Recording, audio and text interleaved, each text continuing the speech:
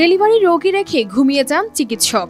বাচ্চা প্রসবের চেষ্টা করে হাসপাতালের দুই ঝাড়ুদার। ক্ষতবিক্ষত হয়ে এক পর্যায়ে মারা যায় নবজাতক। অপেশাদার চিকিৎসার কারণে আশঙ্কাজনক অবস্থায় রয়েছে নবজাতকের মা। 3 ঘন্টার ভিতরে ডাক্তার আর এখানে আসে না আসার কারণে এখানে যে মেডিকেলের ঝাড়ুদার আছে জমজম মেডিকেলের, এই দুইজন ঝাড়ুদার তারা আমার ওয়াইফের নর্মাল ডেলিভারি শুরু করার পরে ওনারা দক্ষ না, এই জন্যই সেখানে কাটাছিড়া করছে, অনেক 12-14টা সেলাই লাগছে। আমার ওয়াইফ অনেক অসুস্থ, আমার বাচ্চাটাও মারা গেছে।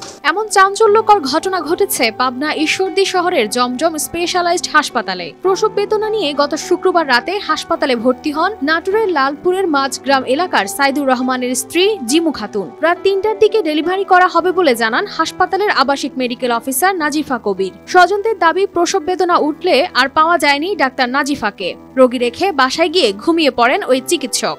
ঈশ্বরদী জমজম ক্লিনিকে রোগী ভর্তি করেছিলাম।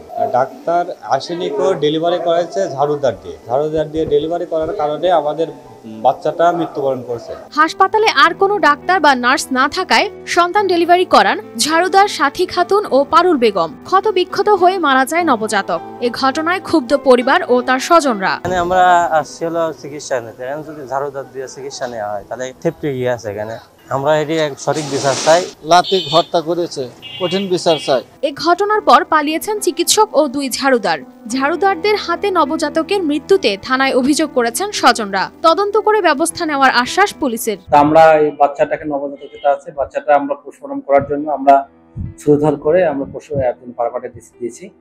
তো আমরা যে তদন্ত যে অভিযোগটা পেয়েছি, এটা আমরা তদন্ত করে দেখতেছি। তদন্ত সাপেক্ষে আইনানুগ ব্যবস্থা করব। অভিযুক্তদের দ্রুত গ্রেফতার করে শাস্তির দাবি স্বজনদের।